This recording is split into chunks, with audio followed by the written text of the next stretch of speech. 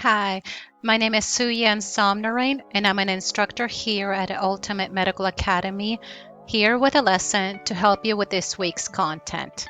So in this lesson, we're going to be covering the urinary system. We're going to be describing the urinary system as well as going over some of its functions. The human body is an expert at the elimination of waste. We eliminate waste through the skin in the form of perspiration, which we release dissolved salts. We also eliminate waste through the intestines, otherwise known as defecation, where we eliminate solid waste and water. We eliminate waste within the lungs. When we exhale, we are eliminating the carbon dioxide waste as well as water vapor. And the focus, the star of the show of the urinary system, the kidneys. The kidneys help to form urine, and we eliminate nitrogenous waste and salts dissolved in water, which assist us in forming urine. The urinary system. The urinary system allows the human body to excrete and get rid of nitrogenous waste, salts, and water. It consists of 2 kidneys, which form the urine, 2 ureters leading from each kidney on each side, 1 bladder, and 1 urethra. Now you may ask, where are the kidneys? Where can I find them? Well, we're going to find out. The kidneys are 2 bean-shaped organs located retroperitoneally. Now that's a big word. You may be wondering, what does that mean? Now, retro meaning behind, and peritoneum, remember, that is the serous membrane or the mucous membrane that lines your abdominal organs. So the peritoneum, which holds your abdominal organs, the stomach, the small intestine, the large intestine. So the kidneys are located behind that. So if you just look at my hand here, so here would be the peritoneum, and the kidneys would be located behind that. If you were to stand up and put your arms to the side, and where your elbow falls on your back, just trace that line straight, going across horizontally to either side of your back. That is where your kidneys are located. There is an adipose capsule which encloses the kidney, the hilum. Let's bring my cursor over here. So this area right here is referred to as the hilum, right here. The kidney is made up of a medulla and the cortex. So the medulla is, if you can see, kind of like this pyramid shape within the kidney. So here's where the medulla is, and outside of the medulla is the cortex of the kidney. The medulla and the cortex, these are the 2 parts that are found within your kidneys, and these are important because this is where the nephrons are located and where the nephrons essentially perform their duty or their function. The cortex, that's the outer granular layer. It consists of the functional unit called the nephron, and we're going to be looking at that more closely within the next slide. The medulla, that's the inner striated layer found within the kidney. It consists of radially striated cones called the renal pyramids, and the papilla empties into the calyces, which join together to empty into the renal pelvis. So the nephron, we will see in the following slide that the nephron actually forms or is actually found Part of it is found within the cortex, and then the lower portion of the nephron is found within the medulla of the kidney. Let's look at the nephron. The nephron is the basic structural and functional unit of the kidney. It measures about 35 to 55 millimeters in length. How long is that in inches? That's approximately 2 inches long, all microscopically within the medulla and the cortex of the kidney, all convoluted into a tiny space. Each kidney has approximately over 1 million nephrons, and here in the diagram we see this whole thing is referred to as the nephron. So part of the nephron, as I mentioned, is found in the cortex. So this line here, for example, here, the glomerulus and the Bowman's capsule is found within the cortex of the kidney. And then we have the descending tubule of the proximal convoluted tubule, the loop of Henle. Then this part of the distal convoluted tubule is also found within the medulla, as well as the collecting tubule that's found within the medulla of the kidney. So let's talk about the main components of the nephron. The glomerulus, found right here. The glomerulus is very porous and is surrounded by the Bowman's capsule. Cells located here are very specific about what they filtrate. Now, the filtrate, this is the stuff that gets squeezed out. It's not yet called urine, so we'll just call it filtrate. So the blood here, it moves along here through the afferent arteriole. So as the blood is circulating the body, it will also circulate through the kidneys through the afferent arteriole. So the blood is entering here through the afferent arteriole, then it goes here within the glomerulus. Now the glomerulus, again, is that tightly packed ball of capillaries, and you can think of the glomerulus, it functions kind of like a coffee filter. So the glomerulus is our filter, so it helps to filter out the blood as it enters here the Bowman's capsule. Now the filtrate that is formed, it deposits here within the Bowman's capsule.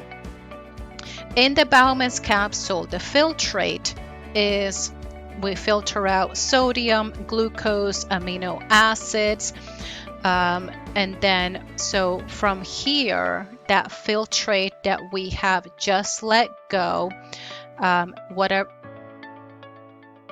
the filtrate then comes and enters here the proximal convoluted tubule.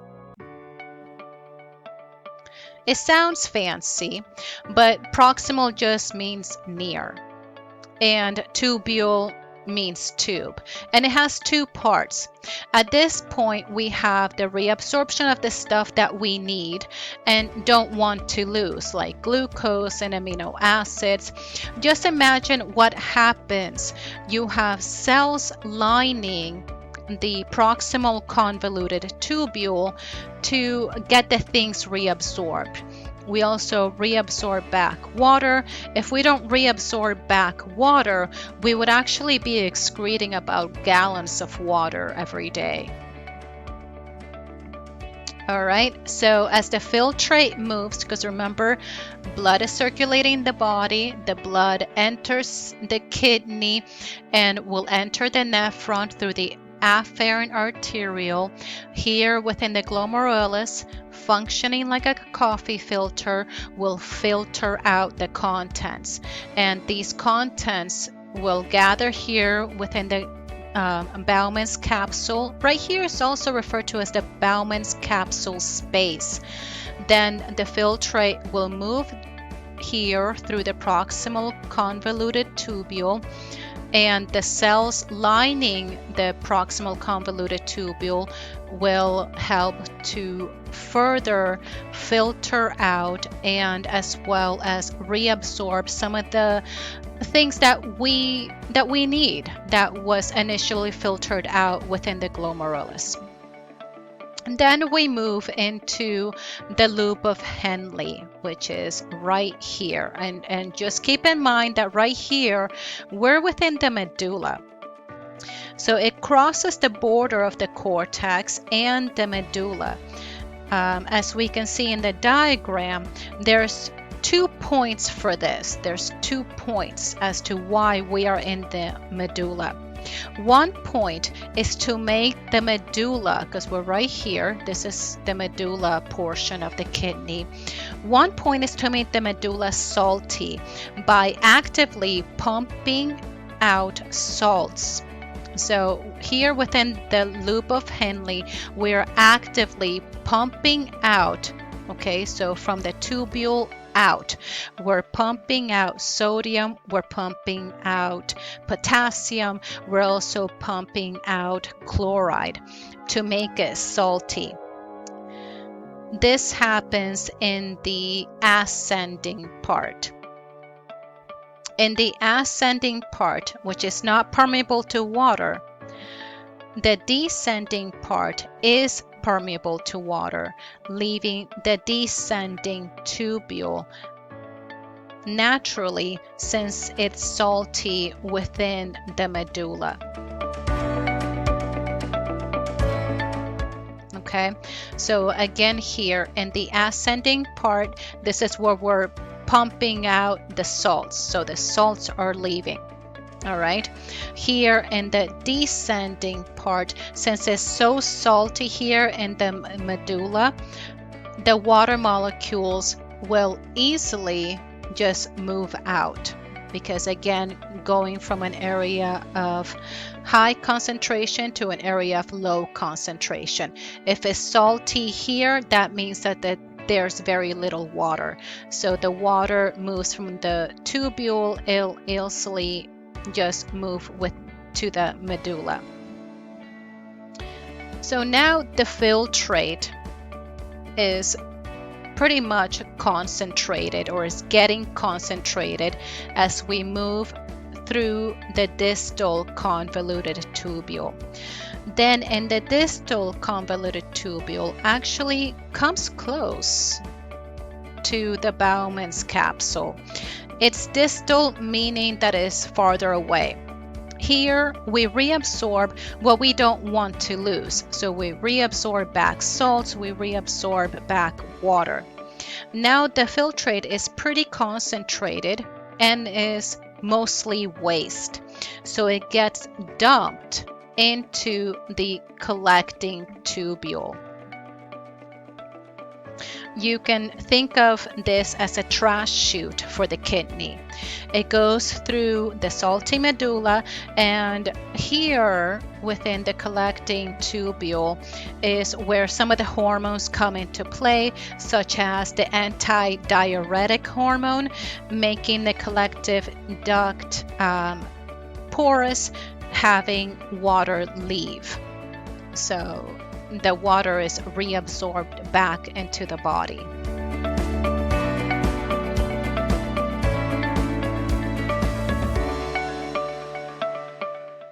In this slide, we just see the nephron.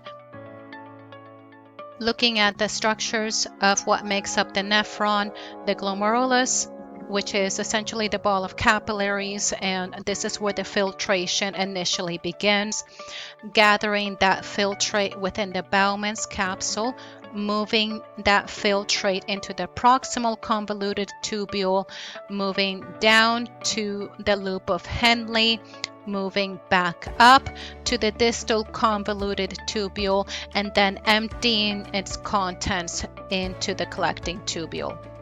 So let's review the path of urine.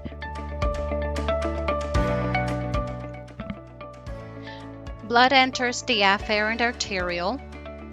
and the afferent arteriole brings in the blood to be filtered here in the glomerulus, and the filtrate enters the Bowman's capsule. And again, here's where it becomes filtrate. That filtrate will enter the proximal convoluted tubule all the way down here through the loop of Henle, entering the distal convoluted tubule into the collecting tubule. And once it's here, once the filtrate is within the collecting tubule, then we can call the filtrate urine. After the collecting tubule, at the collecting tubule, approximately 99% of the filtrate has been reabsorbed. Anything that hasn't been reabsorbed, the formed urine, then goes to the renal pelvis. From the renal pelvis, we enter the ureter. The ureter is that long tube that extends from the kidneys and it goes into your urinary bladder. Here within the urinary bladder is where urine is stored. And then the urethra is that tube that leads from the urinary bladder to the urinary meatus, and then from the urinary meatus to the outside when you're ready to excrete urine at the right time. Urine formation in the nephron. The kidney nephrons form urine by three processes. Number one, filtration of the blood by the glomerulus. Number two, reabsorption by the renal tubules. And lastly, secretion of the peritubular capillaries, returning certain substances back to the glomerular filtrate. So again, the first step is in the urine formation is filtration, where that occurs within the glomerulus, and the Bowman's capsule collects the filtrate, and the reabsorption process, again, that happens within the tubules into the capillaries around the tubules. And lastly is secretion of anything that is not needed, forming part of the filtrate, which essentially forms the urine. Now, the secretion of urine is under both chemical and nervous control. Talking about chemical control, the reabsorption of water within the distal convoluted tubule and the collecting ducts, this is influenced by a hormone, and this hormone is ADH, or the antidiuretic hormone, which what that does, it helps to control the pore size of the cells that are lining the tubules. The secretion and the regulation of ADH, or the antidiuretic hormone, is under the control of the hypothalamus, which is found in your brain. There are other hormones as well. We have aldosterone, which is secreted by the adrenal cortex, and this helps to promote the excretion of potassium and hydrogen ions, which help to reabsorb sodium ions, chloride ions, and water to be reabsorbed back into the bloodstream. And nervous control. Under the nervous control, we have the action of the nerve impulses on the blood vessels that are leading to the kidney, and this assists in the urine formation and the filtration that occurs within the kidney. Urinary output, we make approximately 1,000 to 2,000 milliliters of urine a day. Volume will vary with diet, with the amount of fluid that you intake, with the temperature in your surroundings, and your physical activity. A urinalysis, this is a diagnostic test that is performed on your urine. Again, it helps to examine the urine, and most common non-invasive diagnostic test that is performed in office. All right, so now that we have formed urine within the kidneys, from the collecting duct into the renal pelvis, then from the renal pelvis, the urine enters the ureters. There's 2 ureters, one on each side for each kidney. It carries the urine to the bladder for storage. It's approximately 10 to 12 inches long and a quarter of an inch wide. And there are mucous membranes that help to line the ureters to avoid friction as the urine makes its way down into the urinary bladder. And there are smooth muscle fibers. Peristaltic movement helps to push the urine down the ureter into the urinary bladder. The urinary bladder and the urethra. The urinary bladder is a hollow muscular organ, and it can store up to 1 pint or 500 milliliters of urine. You may be wondering, okay, Instructor Sue, I don't know what that means. That's about 2 cups of urine that your urinary bladder can actually store. There are involuntary contractions of the bladder, and that can be controlled to some extent by the nervous system. And this is due to the fact that the urinary bladder has 2 types of muscle, especially towards the end where it meets with the urethra.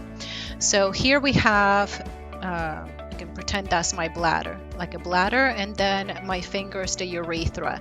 So here we have a muscle, and the outside here where it meets the urethra is made up of skeletal muscle. Now, skeletal muscle, as we have learned, it's voluntary muscle, so we can actually control. This is referred to as holding in your urine, because you can actually control that. You can actually hold urine within your bladder. Now, at the inside, okay, again, this is my bladder, this is my urethra.